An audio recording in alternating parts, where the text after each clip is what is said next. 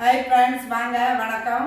இன்றைக்கி நம்ம சேனலில் என்ன பார்க்க போகிறோம்னாங்க, நான் பாருங்கள் சிறுதானியத்தில் ஒன்றான திணை அரிசி எடுத்து வச்சுருக்கேன் ஃப்ரெண்ட்ஸ். இந்த திணை அரிசியில் வந்து நான் வந்து அதிரசம் தான் செய்ய போகிறேன். இந்த பாருங்கள், நான் வந்து திணை அரிசியில் தான் வந்து இன்றைக்கி ஒரு அதிரச ரெசிபி தான் செய்யலான்னு இருக்கேன் ஃப்ரெண்ட்ஸ். அதுக்கு வந்து நான் வந்து இந்த ஆளாக்கில் ஒரு 2 ஆளாக்கு எடுத்துக்கிறேன் ஃப்ரெண்ட்ஸ். இது வந்து நல்லா கழுவிட்டு அதில் உமிலாம் இருக்கும் இல்லை, இதெல்லாம் சுத்தப்படுத்தி வந்தது தான் இருந்தாலும் நல்லா கழுவி 3 மணி நேரம் ஊறணும் ஃப்ரெண்ட்ஸ். 3 மணி நேரம் ஊறினதுக்கு பிறகு தான் நம்ம அதை வந்து எப்படி காய வச்சு மிக்சியில் அரைச்சி நான் மாவு பொடி பண்ணுறேங்கிறத நான் உங்களுக்கு காட்டுறேன் ஃப்ரெண்ட்ஸ். இப்போ வந்து இதை நான் நல்லா கழுவி 3 மணி நேரம் ஊற வைக்க போகிறேன். அவ்வளோதான். இந்த பாருங்கள், இதை வந்து நல்லா கழனி பிணையணும். நம்ம நல்லா எருத்தி இந்த கையை வச்சு நல்லா நம்ம இப்படி பண்ணணும்னா அதில் இருக்க தூசி அந்த உமி இருக்குது பார்த்தீங்களா, அது எல்லாமே வந்துடும். ஒரு 2 தடவை கழுவிட்டு நல்ல தண்ணி ஊற்றி ஒரு 3 மணி நேரம் ஊற வச்சிடுறேன். ஊறினதுக்கு பிறகு நான் வந்து எப்படி செய்யணுங்கிறத சொல்கிறேன் ஃப்ரெண்ட்ஸ். இங்கே பாருங்கள் ஃப்ரெண்ட்ஸ், இந்த தினை வந்து 3 மணி நேரம் நான் ஊற வச்சுருந்தேன். அதை வந்து தண்ணி நல்லா ஃபில்ட்ரு பண்ணி 1 மணி நேரம் நல்லா காய வச்சுருந்தேன் ஃப்ரெண்ட்ஸ். ஈரம் வந்து இருக்குது, ஆனால் இல்லாமே இருக்கக்கூடாது. ஈரம் ஓரளவுக்கு இருக்கலாம், நல்லா காஞ்சி தான் இருக்குது. இப்போ வந்து இதை மிக்சியில் எப்படி அரைக்கலான்னு பார்க்குவாங்க. நான் வந்து இந்த மிக்சி கப்பில் கொஞ்சம் கொஞ்சமாக போட்டு அரைச்சி எடுத்துக்கிடுறேன் ஃப்ரெண்ட்ஸ்.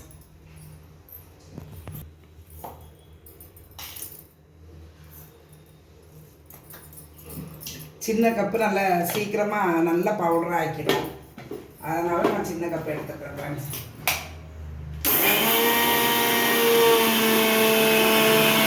கொஞ்சம் சளிச்சு எடுத்துக்கிடலாம். இந்த பாருங்கள், நல்லா பவுடராகவே ஆயிட்டு. ஆனால் வந்து கொஞ்சம் நரன்னு தான் இருக்கணும் ஃப்ரெண்ட்ஸ். அதிரசத்துக்கு நம்ம பச்சரிசி எப்படி பதமாக அரைப்போம் அதே மாதிரி தான். ரொம்ப வலுவலுன்னு அரைக்கக்கூடாது, அதிரசத்துக்கு நல்லா இருக்காது. இதே மாதிரி இதில் உள்ள இந்த தினையை வந்து எல்லாமே நான் அரைச்சி மாவாக எடுத்து வச்சுட்டு வரேன் ஃப்ரெண்ட்ஸ்.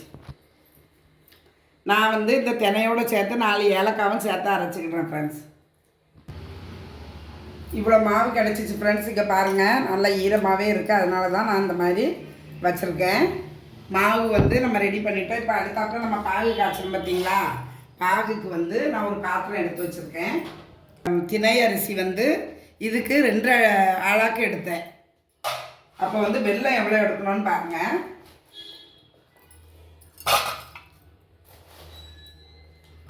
ரெண்டு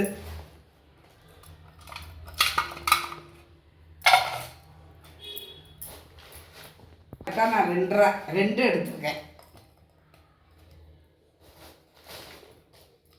அவ்வளோதான் ஃப்ரெண்ட்ஸ். இந்த ஆளாக்குக்கு நான் கரெக்டாக 2 ஆளாக்கு வெல்லம் எடுத்திருக்கேன் ஃப்ரெண்ட்ஸ். பாகு வெல்லம் தான். இந்த 2 ஆளாக்கு வெல்லம் எடுத்திருக்கேன் பாருங்கள். அதுக்கு வந்து இந்த சின்ன டம்ளருக்கு கரெக்டாக 1/2 டம்ளர் தண்ணி. இவ்வளோ தான் ஃப்ரெண்ட்ஸ். வாங்க எப்படி பாகு எடுக்கலான்னு பார்ப்போம். நான் வந்து ஸ்டவ்வை ஆன் பண்ணிக்கிட்டேன்.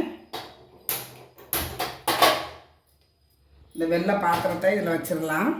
இப்போ வந்து பாகு கிண்டுவோம். பாகு வந்து நல்லா கொதிக்க ஆரம்பிச்சிட்டு ஃப்ரெண்ட்ஸ். இங்கே பாருங்கள், நம்ம வந்து இதை இப்படியே தான் பார்த்துக்கிட்டே இருக்கணும். கொஞ்சம் பாகு வந்து கெட்டி பதம் வர்ற வரைக்கும், தக்காளி பதம்னு சொல்லுவாங்க. நம்ம அதிரசத்துக்கு பாகு எடுக்கிற மாதிரியே தான் நல்லா உருண்டு வரணும்.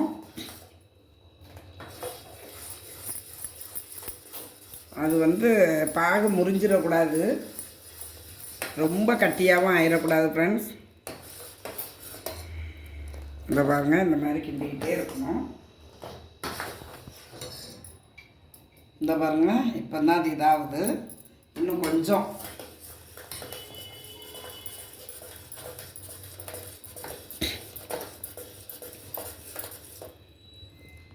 பாருங்கள், நல்லா நிறையா வந்துக்கிட்டே இருக்குது. அது திடீர்னு அந்த நம்மளுடைய பாகு அதிரசத்துக்கு உண்டான பாகு வந்துடும்.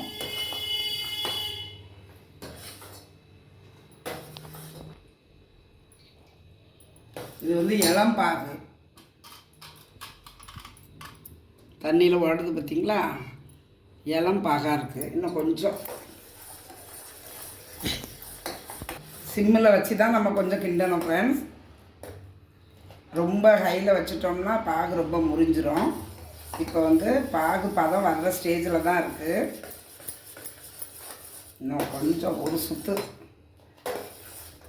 வந்துருச்சுன்னா பாகு ரெடி ஆயிரும்.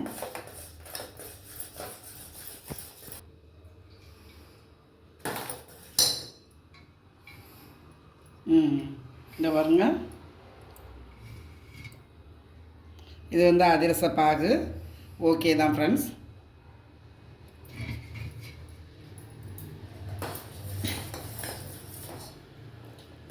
இதுக்கு மேலே விட்டோம்னா பாகு வந்து ரொம்ப முத்திரும்.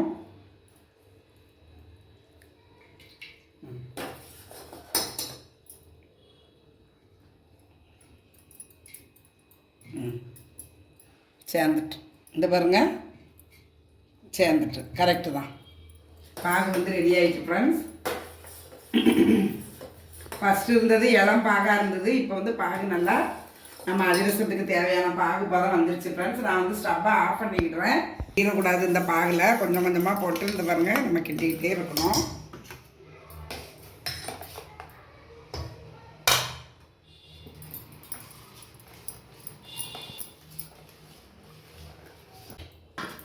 மீதி இருக்கிற மாவையும் நான் கொஞ்சம் கொஞ்சமாக போட்டு கிண்டிக்கிறேன் ஃப்ரெண்ட்ஸ்.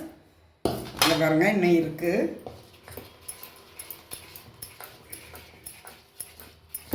அதிரசம் தட்டி போடுற மாதிரி ஆயிரும், இருவிரும் நல்லா மாவு. மீதி இருக்கிற மாவை வளர்த்து நம்ம போட்டுடலாம்.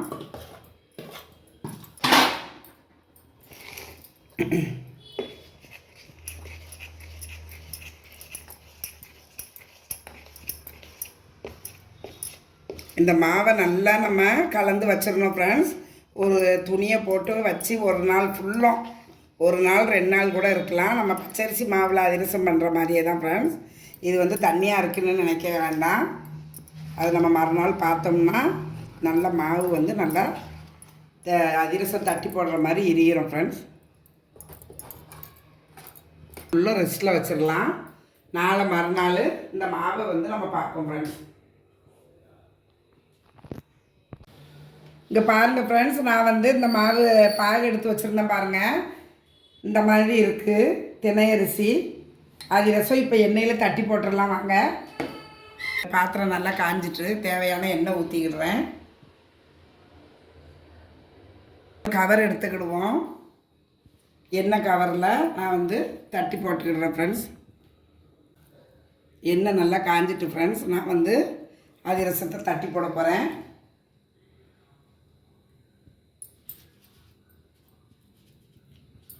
இது வந்து கொஞ்சம் மிதமான தீயில தான் இது வந்து நம்ம பொரிச்சு எடுக்கணும் பார்த்துக்கோங்க. ரொம்ப ஹையில் வச்சோம்னா மாவு வந்து உள்ளே வேகாது, வெளியில் வந்து அப்படியே ரொம்ப அப்படி கரிஞ்சு போன மாதிரி ஆயிரும். முதல்ல ஒன்று போட்டு பார்ப்போம். அரிசி மாவில் செய்கிற அதே அதிரசம் மாதிரி தான் ஃப்ரெண்ட்ஸ்.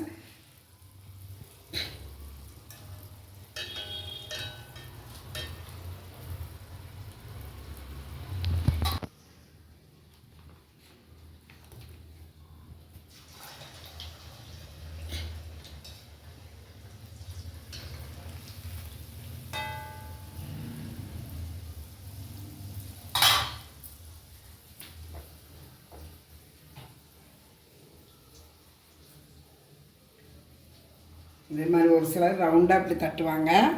நம்ம ஊர் அதிரசம் வந்து இந்த மாதிரி தான் தட்டி போடுவோம்.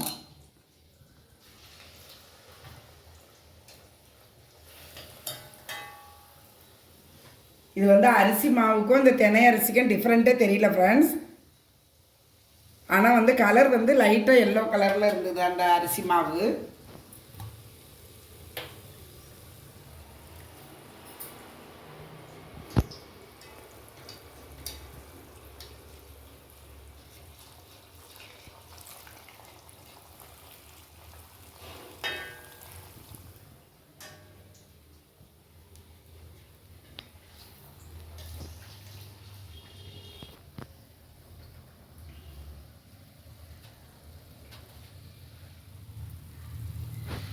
இது வந்து அதிரசம் வந்து ஒன்றா தான் ஃப்ரெண்ட்ஸ் பொரிச்சு எடுக்க முடியும், கொஞ்சம் லேட்டாக தான் ஆகும். மொத்தமாக 4-5 போட்டோம்னா அப்படியே ஒட்டிக்கிடும். ஒன்றா போட்டோம்னா நீட்டாக பொரிச்சு எடுக்கலாம்.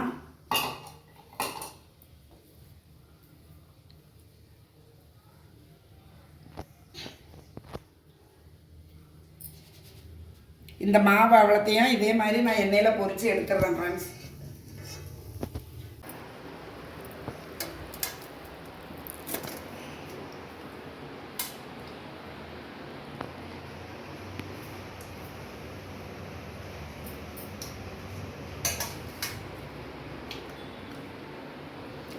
அதிரசம் ரொம்ப டேஸ்ட்டாக வந்திருக்கு ஃப்ரெண்ட்ஸ். அரிசி மாவு அதிரசம் மாதிரியே தான் இருக்குது, இது கொஞ்சம் டிஃப்ரெண்ட்டாக இருக்குது, டேஸ்ட் ரொம்ப அருமையாக இருக்குது ஃப்ரெண்ட்ஸ். இதே மாவு வெல்லம் கொஞ்சம் கம்மி பண்ணிக்கலாம், இது வந்து ஈவனாக நான் போட்டேன், கரெக்டாக இருக்குது. இது வந்து ரொம்ப சத்தான அதிரசம் ஃப்ரெண்ட்ஸ். நம்ம எப்போவுமே வழக்கமாக பச்சரிசி மாவில் செய்கிறத மாதிரி இல்லாமல் கொஞ்சம் டிஃப்ரெண்ட்டாக நம்ம செஞ்சோம்னா டேஸ்ட் வந்து ரொம்ப அருமையாகவும் இருக்கும். நம்ம ஒரு வித்தியாசமான முறையில் ட்ரை பண்ணணும் அப்படிங்கிற ஒரு சந்தோஷமும் நம்மளுக்கு இருக்கும். டேஸ்ட் ரொம்ப அருமையாக இருக்குது ஃப்ரெண்ட்ஸ். நீங்களே இதே மாதிரி ட்ரை பண்ணி பாருங்கள். தேங்க்யூ. வேறு ஒரு வீடியோவில் மீட் பண்ணுவோம். பாய்.